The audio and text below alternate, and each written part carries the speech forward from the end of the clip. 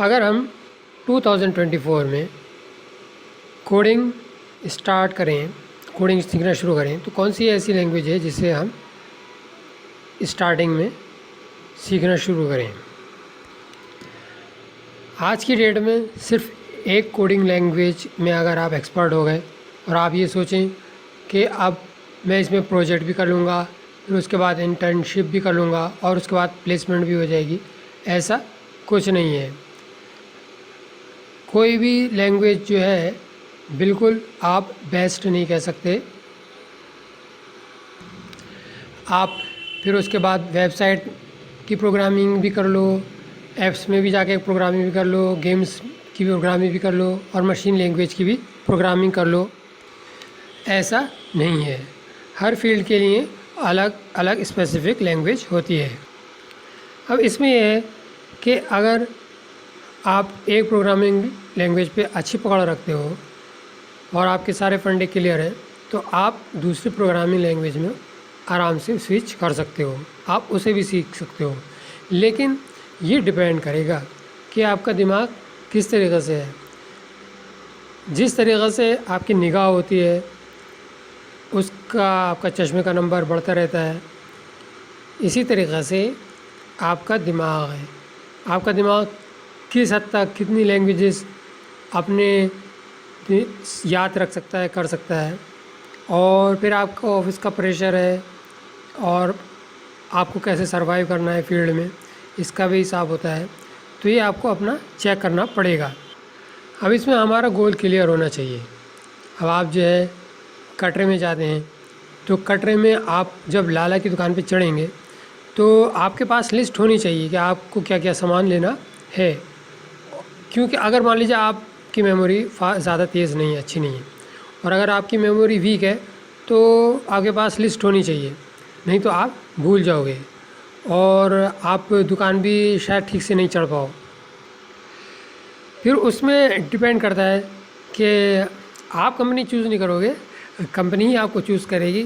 फिर उसमें आपके 7 साल एक कंपनी में लग गए, दूसरा कह रहा है भाई मेरे 8 साल लग गए और जो मैंने सीखा है वो अब मार्केट में अवेलेबल नहीं है, और जो प्रोजेक्ट की फील्ड थी वो अब उसका कोई स्कोप नहीं रहा। ज़्यादातर कंपनीज़ जब इंटरव्यू लेंगी, कोडिंग टेस्ट करेंगी, तो आपसे डाटा स्ट्रक्चर और एल्गोरिथम के बारे में ही बात करेंगी। डाटा स्ट्रक्चर इतना मैटर नहीं करता, मेन एल्गोरिथम के ऊपर आपकी पकड़ ज़्यादा होनी चाहिए। अब हम इस सब के लिए जो है जावा सीख सकते हैं, या फिर C++ सीख सकते हैं, या फिर पाइथन सीख सकते हैं।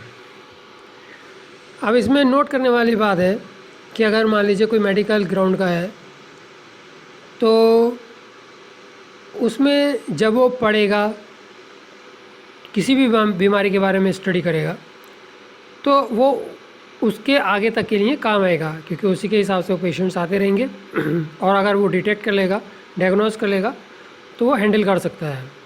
लेकिन प्रोग्रामिंग में क्या होता है कि यहाँ पे कंपनीज़ मौजूद हैं, कंपनीज़ के प्रोडक्ट्स मौजूद हैं। अब वो प्रोडक्ट्स क्या हैं? ये सारी प्रोग्रामिंग लैंग्वेजेस ही कंपनी के प्रोडक्ट्स हैं। इसमें आप पीछे की तरफ चले जाइए तो माइक्रोसॉफ्ट है। माइक्रोसॉफ्ट का पहले मोनोपोली थी, अब उन्होंने जो डिफ़ाइन किया मार्केट में वो सब रहा। लेकिन उसके बाद माइक्रोसॉफ्ट की मोनोपोली को एंड्रॉयड सेट ने, ऐप्स ने, इन सब ने तोड़ दिया। माइक्रोसॉफ्ट की कंपनी का जो शेयर चार्ट है वो किस ज़माने में बड़ी तेज़ जाता था, लेकिन आज वो रिवर्स गियर में लगा हुआ है। और जबकि ऑपरेटिंग सिस्टम की यूसेजेस वगैरह की आप देखेंगे तो एंड्रॉयड जो है वो ज़्यादा एक्सेप्टेबल होता चला जा रहा है।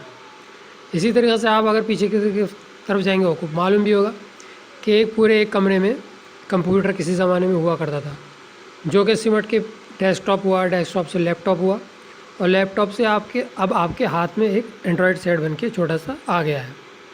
तो इसी तरीके से ये लैंग्वेजेस भी इवॉल्व करती हैं। अब इस इवॉल्विंग पैटर्न में आप सर्वाइव कर सकते हो, नहीं कर सकते, कंपनी की क्या पॉलिसी है। फिर आप कंपनी एम्प्लॉय करेगी तो कंपनी आपको एज अ टूल इस्तेमाल करेगी। आप जो है जब कोई मकान बन रहा है तो वो पूरा जब स्ट्रक्चर बन के खड़ा होगा तो उसमें आप एक चिनाई करने वाले की हैसियत रखते हो, मज़दूर की हैसियत रखते हो, क्या रखते हो, इस तरीक़े से है। तो इसमें यहाँ आपको ये ध्यान रखना है कि जिन जिन लोगों से भी आप डील कर रहे हैं उनकी नीयत क्या है, ये आपके आगे आने वाले वक्त में डिफ़ाइन करेंगी।